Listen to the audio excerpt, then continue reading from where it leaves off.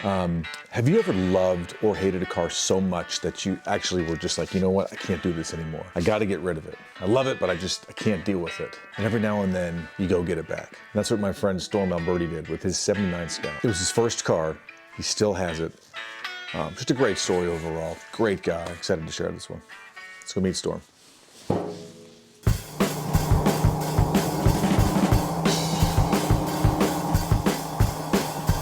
I'm Storm Alberti from Trinity, Alabama. This is a 1979 International Scout II. And first of all, I would like to thank you for your service. Thank you. I don't like that a lot. You don't like that a lot? No, it's because I feel like there's been a lot of other people to be thankful for, and I feel like I don't live up to them. So I just thought I would thank you. Hey, I appreciate it. All right, and you're kind of a Scout guy, right? A little bit. A little bit? A little bit. Okay. Pretty much born and raised on them. I think I want to get this out of the way right away. Show me. Show it to me. Show it to you. Your tattoo. Oh, which one? Oh. The Scout tattoo. Oh. Is it right? Wait, let me make sure we can see it. Okay, there it is, okay. I love it. Which one? Did you always want one? I've always wanted one. I always had, okay, so my dad, I was brought home in a Scout, I'm pretty sure, 98% sure. It was either an Alfa Romeo or a Scout. Or a Scout. Ever since then, he's always been like, hey, that's a Scout. Like, we'll drive down the road, hey, that's a Scout. I'm like, hell yeah. Being responsible, unlike me, my dad had to sell it and get a reliable Mazda Protege in 1991. Never had one until this pulled into my driveway. So this is my first car.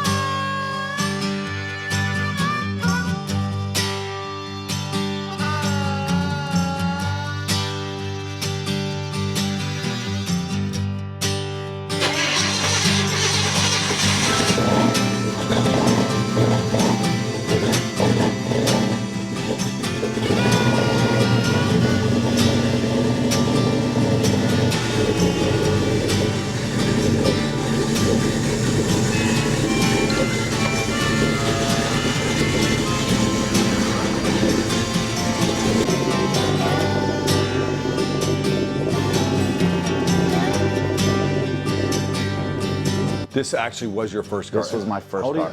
I'm 34. Okay, so you've had this for 17 years. 17 years. 18 years? You drove this to high school, this is, okay. Everybody knows, in my hometown, everybody, anytime I ever see them, they still have the Scout. Yep. Yeah, absolutely. It's in my driveway or in my dad's house. So where did this one come from? Did your dad buy it for you? No, so kind of another long story. My brother's best friend in high school, this was theirs. Really? So in 2003 or 4, this was sitting in his driveway. I've always seen this. Again, I kind of grew up around this thing. This was 2003, I was 12, and I saw it at my brother's friend's house, and I was like, hey, that's freaking awesome. So my dad was like, hey, if you guys ever sell that, sell it to us. Well, they didn't. This thing got sold to somebody else, then it got stolen from, they tried to sell it, it got stolen from that little, it's like a you sell it lot. Okay, yeah. And then ran into a river, and then it was pretty much discarded. Really? Had a busted windshield. They tried to open it with a baseball bat. I found out more about the story later, but they tried to open the hood with a crowbar. The wrong way. The wrong way. Yeah. And it had a big ass hole in it. So how much was it then? Do you remember? We picked this thing up for $3,800. $3,800, okay. Yeah. Obviously it's come a long way since when you first got it, and you do all that work yourself, right? There's only been one thing that I didn't do. That's the mufflers, because I didn't feel like it. You didn't feel like it? I didn't feel like doing it. I'm assuming that if there's something that you need to do, you try it first and figure it out.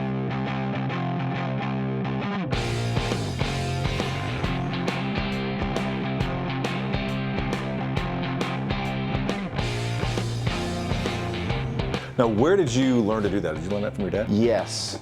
and technology of YouTube. And YouTube. The wonders of YouTube. Okay.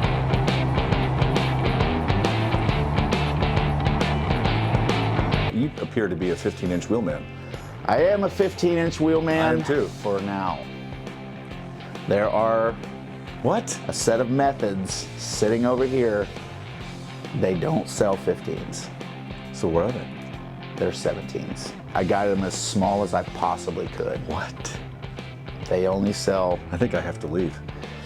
Listen, when I bought them, you were the person I thought of. Really? Because we've had so many conversations about this. I was like, Eric's not gonna like I'm this. not gonna like that. No, I'm not gonna. 15 Maybe. on an old truck. Trust me. I've had, these are the same wheels that I bought with the truck. Yeah. I've had these for a long time. It's pretty capable, right? You use it. Yes. The only thing it needs is the lockers. That's it. Now, it's so funny because the next question I was going to say, this is a family affair because, I know your dad. And as I was unpacking my things, and I knew this, I saw something that you're mailing to your brother. What is his name? Scout. Your brother's name is Scout. And My little brother's name is Scout and has nothing to do with him. He doesn't have that passion that I do. yeah. But like me and my dad do everything that I can do with my dad. I do it. Okay. Like if Family, I can, love that. Okay, now how about some specs? Because I'm not sure if the specs will be the same today as they will be from 6 months. So what do you have in it? What do you have in it now? Well, for now, it is a 345, but it's been worked on. Okay.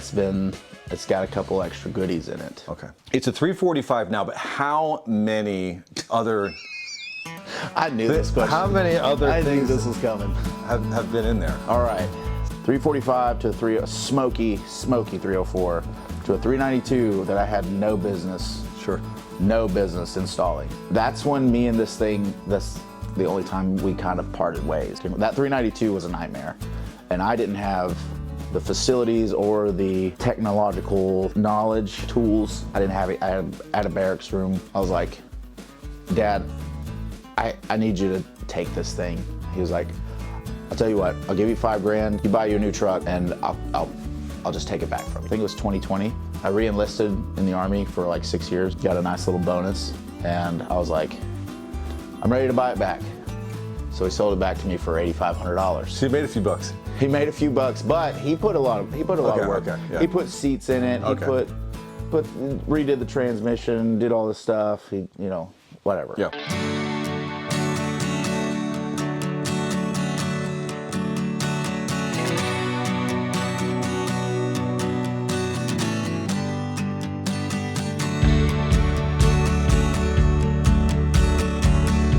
$345, $304, $392, $345. Yeah. And when I bought it, that was what was in it. So you're back to Right. for one. So I'm back to square one. Well, I was like, this thing's kind of smoking. I need to take this thing out. Let's start the vicious Do it again. Let's start this vicious cycle again. And let's try to freshen this thing up. Now that we have a little bit more knowledge, I've had some more practice, you've had more practice with, because I'm a Blackhawk mechanic, so like changing parts out, I can do that all day. Sure. But taking apart an engine, doing a micrometer and all this stuff to engine parts, there's a lot of tricks that they don't tell you, and there's no book to tell you how to, like, hey, make sure that this much clearance is in the rings, and make sure, up there, sure, there is actually a book. You just didn't read it. Yeah. I didn't have the book, nor did I. That's a lot of words. Too bad I'm not reading them. Where are the pictures? Yeah. That's what I want. This motor right here, I finally got it rebuilt, and it's Great. great so far. So,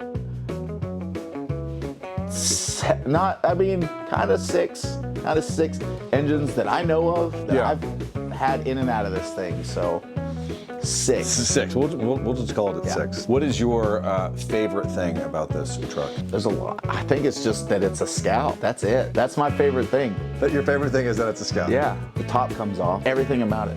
Everything about it. Everything about it. What is your best memory? Best memory over all the bad ones? That's tough. Yeah. Getting it back from my dad, of having a lot of disdain for this thing. Yeah. That would probably be it. Getting it back, driving it again, get my kids, Yeah. getting my kids in it for the first time, and then like seeing the smiles on their faces. Like my daughter's hair is like out here just doing whatever it wants to do. Now, we all know there's a new one coming out. Yes. What do you think? I'm long-winded today. So, not a fan of the EV. I will say I kind of get why, especially when like the government's helping you out. Like you gotta kind of give and take. I think they nailed it with the interior. I think they nailed it. They got, what I think is they got everything out of the EV aspect as they could. Like all the chargers, you can run a welder off the Terra, I think. I think the EV side goes, like, I'm not a fan of that. They have the Did you put a deposit down? Yeah, I did. You did. I mean, so here's my thing on it. In 1961, whenever they came, 63, I can never remember, 71 and 60s, I can't remember. When the first year of the two. 61. Yeah. When they first came out, they drove like tractors. Like they were small farm tractors, right? They had a radio, they had heat, they were nice, right? Later on, they started coming out with some air conditioning options and stuff, whatever. And then the Scout 2 came out. And they had air conditioning, radios, comfortable seats, spring, like the... I know what you're getting at. Yeah. Natural progression. Well, natural progression, but like only farmers were buying the trucks, as far as I can tell. Like the way I kind of see it. Like it was a rough ride. And then they came out with the Scout 2. They were softer. They were more creature comforts. Jeep didn't have them. Bronco barely had them. Yep. The Scouts had AC, radios, clocks. Had a clock. You could tell what time it was. What time to get up. Yeah. That it was 5 a.m. What time to get up? Yeah. Found out what time it was when you got up. I don't think there was an alarm in there, but Hey, it was. By God. it was a clock. But it was, you know, it was just more creature comforts. Yeah, okay. And I think that's the way they went with it. Yeah.